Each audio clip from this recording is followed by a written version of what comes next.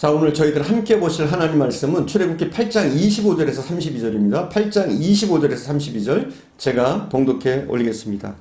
바로가 모세와 아론을 불러 이르되 너희는 가서 이 땅에서 너희 하나님께 제사를 드리라. 모세가 이르되 그리하면 부당하니이다. 우리가 우리 하나님 여호와께 제사를 드리는 것은 애굽 사람이 싫어하는 바인즉 우리가 만일 애굽 사람의 목전에서 제사를 드리면 그들이 그것을 미워하여 우리를 돌로 치지 아니하리이까. 우리가 사흘길쯤 광야로 들어가서 우리 하나님 여호와께 제사를 드리되 우리에게 명령하신 대로 하려 하나이다. 바로가 이르되 내가 너희를 보내리니 너희가 너희 하나님 여호와께 광야에서 제사를 드릴 것이나 너무 멀리 가지는 말라. 그런즉 너희는 나를 위하여 간구하라. 모세가 이르되 내가 왕을 떠나가서 여호와께 간구하리니 내일이면 파리떼가 바로와 바로의 신하와 바로의 백성을 떠나려니와 바로는 이 백성을 보내어 여호와께 제사를 드리는 일에 다시 거짓을 행하지 마소서 하고 모세가 바로를 떠나 나와서 여호와께 간구하니 여호와께서 모세의 말대로 하시니 그 파리떼가 바로와 그의 신하와 그의 백성에게서 떠나니 하나도 남지 아니하였더라. 그러나 바로가 이때에도 그의 마음을 완강하게 하여 그 백성을 보내지 아니하였더라. 자, 오늘 25절을 한 번 더 봉독하고 말씀을 진행하겠습니다. 바로가 모세와 아론을 불러 이르되 너희는 가서 이 땅에서 너희 하나님께 제사를 드리라. 바로가 모세에게 한 가지를 제안합니다. 제사를 드리되 여기서 드리라는 겁니다. 이 땅에서 드리라는 겁니다. 25절의 말씀을 자세히 살펴보면 바로가 항복하는 것 같지만 그 속에 깊은 흉계가 숨겨져 있는 것을 우리가 보게 됩니다. 이 땅에서 예배를 드리라고 하는 말이 무슨 말입니까? 예배하는 자들에게 편의주의적인 발상을 제의하고 있는 겁니다. 뭐 거기까지 갈 일이 뭐 있어? 그렇게 멀리까지 갈 일이 뭐 있어? 사흘길을 걸어서 그 광야에 뜨거운 태양빛을 쬐면서 목말라 하면서 배고파하면서 호렙산까지 갈 일이 뭐가 있어? 여기서 드려. 여기서 대강대강 드려도 되잖아. 그런 말이죠. 또 28절에 보면 바로의 두 번째 제안이 나옵니다. 두 번째 말입니다. 28절입니다. 바로가 이르되 내가 너희를 보내리니 너희가 너희 하나님 여호와께 광야에서 제사를 드릴 것이나 너무 멀리 가지는 말라. 그런즉 너희는 나를 위하여 간구하라.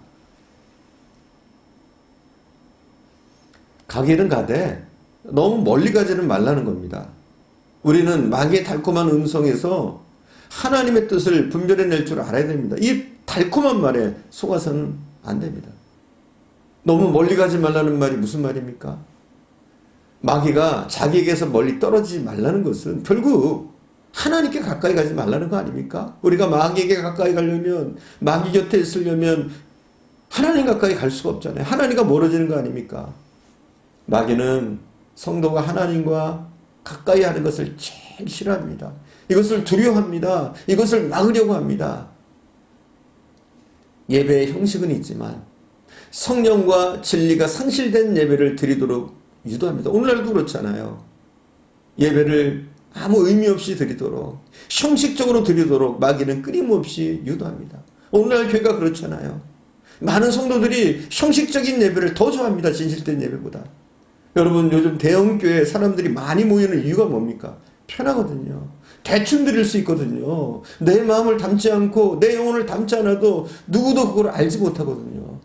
그런데 작은 교회 나와보세요. 사실 눈치 보입니다. 내가 신앙으로 제대로 서지 못하면, 제대로 예배하지 못하면 눈치 보입니다. 예배 시간에 졸기라도 하면 바로 눈에 띄입니다. 그러나 큰 교회는 안 그렇잖아요. 눈에 띄지도 않고 내가 신앙생활을 잘하는지 못하는지 전혀 알지 못합니다. 편하게 신앙생활을 할 수 있는 거죠. 그렇습니다. 마귀의 유혹에 많은 사람들이 넘어가고 있습니다. 예수를 믿는다고 하지만 편하게 대충 믿으라는 마귀의 그 유혹에 넘어가서 대충 신앙생활 하는 사람들이 너무 많습니다. 믿기는 믿되 세상과 적당한 거리를 유지하면서 살아가기를 사람들은 좋아합니다. 또 자주 이런 말을 하죠. 적당히 믿어라. 너무 푹 빠지지 마라. 오늘날 우리에게 이 바로의 제안이 상당 부분 먹혀들고 있습니다. 청교도 신앙을 가졌던 유럽, 그리고 미국에서 신앙이 뜨거웠을 때는 하나님 앞에 모이기를 힘쓰는 성도가 낮이든 밤이든 가득가득 찼었습니다. 그것도 그랬어요. 그러나 세월이 지나면서 원시사회가 산업사회가 되어지고 산업사회가 이제 정보사회가 되어졌습니다. 점점 편해졌습니다. 살기 좋아졌습니다. 그러자 사람들은 점점 육체적인 안일에 빠지고 중요한 관심사가 예배가 아니라 자신의 평안함, 안락함, 삶에 있기 시작했습니다. 그래서 예배가 하나하나씩 폐지되어집니다. 수예배도 없어지고 또 주일 예배도 없어지고요.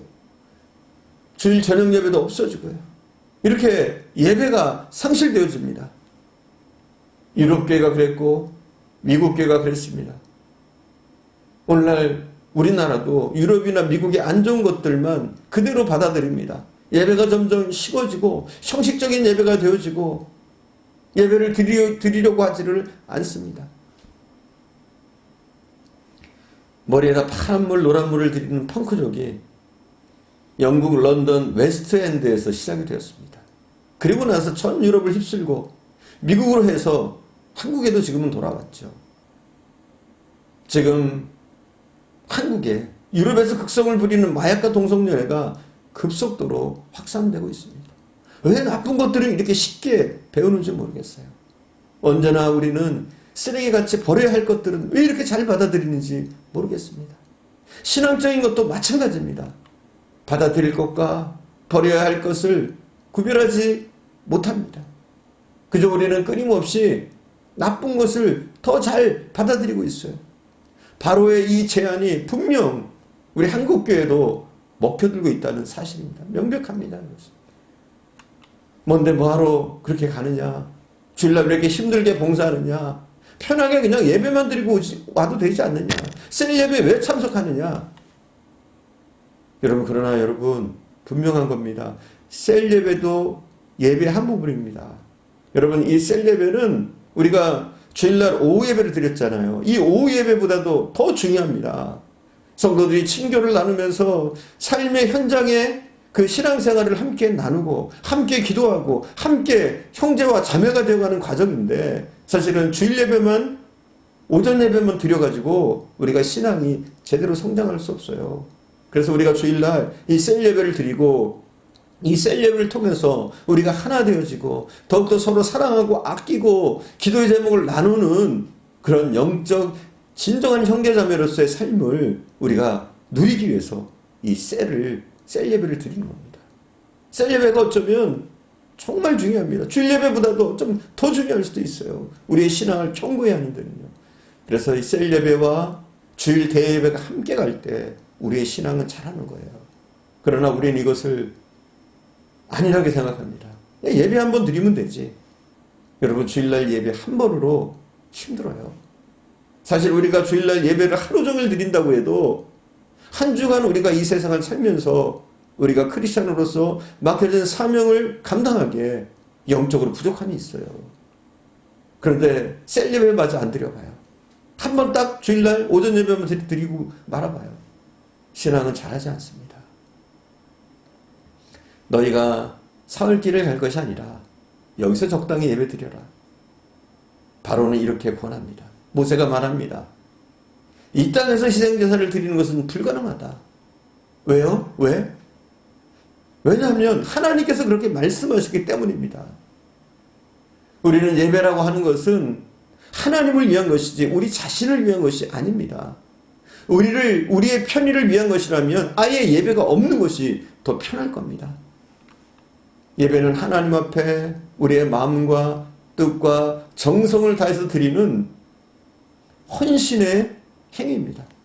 우리의 마음과 뜻과 정성과 목숨을 다해서 이 예배를 드려야 된다는 거예요. 형식적인 예배가 아니고요. 우리 주님께서는 사마리아 여인에게 신령과 진정으로 예비하지 아니하면 안 된다 말씀하셨습니다. 우리의 신앙이 세월이 흐를수록 자꾸만 형식적이 되어갑니다. 편의주의적이 되어갑니다. 아직까지 신앙생활에 원형이 남아있는 중국이나 베트남 같은 곳을 보면 사회주의나 공산주의로 인해서 수십 년 동안이나 성경 찬송을 볼 수 없었고 공식적인 예배를 드릴 수 없다가 이제 이게 공산주의가 조금 식어가면서 개방돼 간 거예요. 이렇게 개방되어 가니까 이렇게 예배를 억압받다가 이들이 이제 예배를 드릴 수 있으니까 정말 예배를 뜨겁게 드립니다. 2시간, 3시간씩 주일 예배를 드려도 짜증내는 사람이 없어요. 여러분, 베트남이란 나라는 사철 뜨거운 나라 아닙니까? 그런데 선풍기 한 대 없이 그들이 2시간, 3시간을 정작을 하고서 예배를 드려요. 참 초대교회에 나타난 이 예배 원형의 모습, 그대로 남아있는 모습들을 그곳에서 볼 수가 있는 거예요. 우리의 신앙이 변질되지 않아야 하나님이 기뻐하십니다. 변질되지 않으려면 안간힘을 쓰고 급변하는 사회 현상 속에서 교회 여러 제도들이 변질되지 않도록 우리는 애써야 됩니다. 누구 중심으로요? 인간 편의 중심으로 변질되어 가는 것을 우리는 막아야 됩니다. 사실 따지고 보면 예배는 마루바닥에서 힘겹게 드릴 때가 가장 은혜스럽고 좋았던 때예요. 무릎 꿇고 예배 드릴 때처럼 좋을 수가 없었어요. 그래서 제가 예배 드리던 그 어린 시절에는 의자가 없는 교회들이 참 많았어요. 장의자가 없어요. 근데 바닥에서 쪼그리고 1시간, 2시간씩 예배 드리면서 불편하지만 그때 은혜를 많이 받았던 것 같아요. 의자가 생기면서 대부분의 교회들이 장의자를 놓다 보니까 의자에 앉으면 자꾸 졸게 됩니다. 의자에 앉으니까 다리를 꼬게 되고 자꾸 딴 생각이 나게도 됩니다. 물론 의자에 앉는 것이 편하고 좋아요. 하지만 편하고 좋을지라도 우리의 신앙만큼은 너무 편해지면 안 됩니다.